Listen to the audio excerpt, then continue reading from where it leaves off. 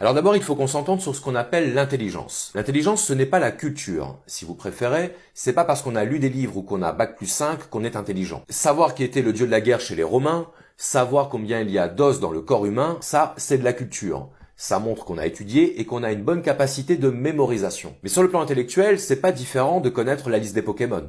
Ça peut aider au Trivial Pursuit, mais ça fait pas de nous quelqu'un d'intelligent. Donc l'intelligence, ce n'est pas la mémoire, à moins de penser qu'un disque dur soit intelligent. Alors l'intelligence, c'est quoi? Au sens premier, l'intelligence, c'est la capacité à comprendre les choses par le recours au raisonnement. C'est l'aptitude à mettre en œuvre une réflexion pour résoudre un problème ou pour expliquer une situation. Ce qui signifie déjà qu'il ne faut pas confondre intelligent et intellectuel. Un bûcheron qui scie le tronc d'un arbre de sorte que l'arbre tombe dans une certaine direction, un boxeur qui analyse les déplacements de son adversaire pour le coincer dans les cordes, c'est de l'intelligence. Ce qui serait stupide, ce serait de courir après son adversaire pour lui porter des coups sans réfléchir, ou de scier l'arbre sans se poser la question de savoir où il va atterrir. L'intelligence, c'est donc une capacité de projection et d'anticipation qui passe par l'analyse des paramètres en présence. C'est l'aptitude à établir des connexions entre les causes et les effets, qui va nous permettre de prévoir ce qui va arriver en fonction de ce qui est arrivé ou de ce que je m'apprête à faire. Si je vends mon lit le matin et que le soir je me demande où je vais dormir, c'est que manifestement je n'ai pas fait preuve d'intelligence, puisque je n'ai pas anticipé la conséquence directe de mon acte. Je n'ai pas établi la relation logique entre l'événement A et l'événement B. Et ça nous conduit à une deuxième définition de l'intelligence qui est le sens de l'adaptation. On peut reprendre l'exemple du bûcheron que j'utilisais tout à l'heure.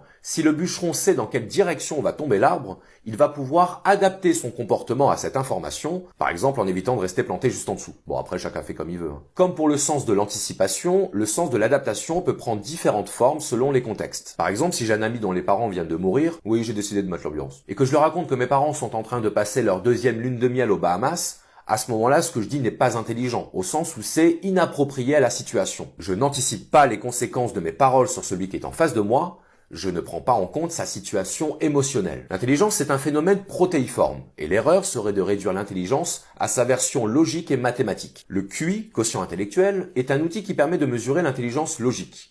Et dans la culture occidentale, c'est généralement le QI qui sert de référence à la mesure de l'intelligence. Mais on peut avoir 150 de QI et être un parfait abruti sur le plan émotionnel, relationnel ou manuel. Il y a des gens qui sont capables de calculer mentalement la racine cubique d'un nombre à 6 chiffres, mais qui sont de véritables estropiés sur le plan émotionnel ou qui ne sauraient pas se servir d'un tournevis. Si je rencontre quelqu'un pour la première fois et que je lui dis que sa tronche ne me revient pas, je lui dis peut-être ce que je pense, mais sur le plan relationnel, je me tire une balle dans le pied puisque je lui envoie un message d'hostilité alors qu'il ne m'a rien fait. Et ça, de toute évidence, ce n'est pas être intelligent. Donc je vous ai fait une petite sélection de livres sur la question de l'intelligence que vous trouverez en description de cette vidéo. J'ai choisi des livres relativement accessibles pour que chacun puisse piocher dans ce qui l'intéresse, que ce soit sur la question du QI ou sur celle des intelligences multiples, qui est un concept que je vous invite à découvrir si vous ne le connaissez pas. Donc on a bien compris que l'intelligence, c'était d'abord une capacité de projection et d'adaptation à un contexte.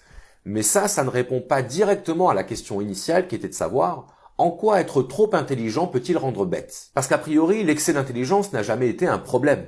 On n'a jamais entendu quelqu'un nous dire « Oh là là, attention, t'es trop intelligent là, faudrait que tu lèves le pied ». Bien, vous allez voir que ce n'est pas aussi simple que ça en a l'air. L'excès d'intelligence, c'est quand l'intelligence n'est plus investie dans la résolution de problèmes existants, mais dans la création de problèmes artificiels. L'excès d'intelligence, c'est lorsque nous analysons les choses non pas parce que la situation l'exige, mais parce que nous avons un besoin irrépressible de tout analyser. C'est lorsque, par notre pensée, nous complexifions inutilement les choses juste pour le plaisir d'avoir des problèmes à résoudre. À ce moment-là, l'intelligence n'est donc plus un moyen de résoudre des problèmes, mais un moyen de les entretenir, voire de les amplifier, juste pour satisfaire notre besoin de réfléchir. Et réfléchir sur un problème qui n'existe pas, ce n'est pas l'intelligence, c'est le contraire de l'intelligence, puisque l'intelligence sert à résoudre. Donc ici, quand je parle d'un excès d'intelligence, je parle en fait d'une hypertrophie de l'intellect.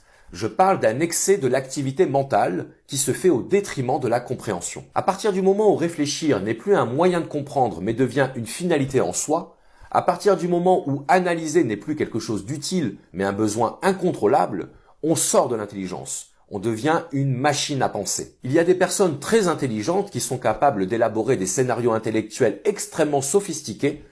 Mais l'ennui, c'est que ces scénarios ne correspondent à aucune nécessité pratique. Ce sont des labyrinthes sans issue qui ne débouchent sur aucune solution. Et le problème, c'est que pendant qu'on s'épuise à fabriquer des scénarios mentaux, on ne vit plus. L'hypertrophie de l'intellect nous rend complètement aveugles aux évidences. Un peu comme si l'évidence était quelque chose de trop simple pour satisfaire notre esprit. On ne voit pas des choses qui sautent aux yeux de n'importe qui, tout simplement parce qu'on tient à avoir des problèmes à résoudre, et que ne plus avoir de problèmes, ce serait comme cesser d'exister. On ne cherche pas à résoudre, on cherche à avoir quelque chose à résoudre, justement pour ne pas le résoudre. C'est ce que j'appelle l'intelligence masochiste. C'est l'intelligence qui se bat contre elle-même. Parce qu'encore une fois, créer de toutes pièces un problème qui n'existe pas, ou extrapoler un problème qui pourrait être résolu de manière simple, ce n'est pas être intelligent, c'est juste travailler à se faire souffrir et à se rendre malheureux. Il y a un auteur qui s'appelle Eckhart Tolle, qui parle lui de la pensée compulsive. Là encore, vous trouverez tous les liens dans la description. La pensée compulsive, c'est quand on ne parvient pas à interrompre la pensée. C'est quand on a besoin de se poser des questions et qu'on tourne en boucle dans nos schémas mentaux sans jamais parvenir à se reposer. La pensée compulsive, c'est un phénomène involontaire dont on n'est pas forcément conscient, mais dont on peut prendre conscience à partir du moment où on devient le témoin intérieur de nos pensées. Et Eckhart Tolle explique que dans cette course effrénée du mental, dans ce travail de remue-ménage permanent qui fait qu'on va toujours être insatisfait, on s'épuise et on se perd. Le penseur compulsif, c'est-à-dire presque tout le monde, vit dans un état d'apparente division, dans un monde déraisonnablement complexe, où foisonnent perpétuellement problèmes et conflits, un monde qui reflète l'incessante fragmentation du mental. Le philosophe français Descartes a cru avoir découvert la vérité la plus fondamentale quand il fit sa célèbre déclaration « Je pense, donc je suis ». Il venait, en fait, de formuler l'erreur la plus fondamentale, celle d'assimiler la pensée à l'être et l'identité à la pensée. La pensée compulsive, c'est ce besoin que nous avons de nous infliger une torture mentale alors que personne ne nous le demande. C'est Schopenhauer qui disait que l'homme était le seul animal capable d'être malheureux parce que c'est le seul animal qui possède un intellect. Autrement dit, c'est le seul animal qui se pose des questions. On souffre parce qu'on a des questions sans réponse. Et pour conjurer cette souffrance, pour la faire disparaître, il n'y a que deux possibilités. Soit on trouve la réponse à nos questions, soit on arrête de se poser des questions. L'intelligence nous rend bêtes à partir du moment où elle sert uniquement à nous rendre malheureux. Et je répète souvent cette phrase qu'on trouve aussi chez Eckhart Tolle, bien souvent le chemin est simple, c'est nous qui sommes compliqués.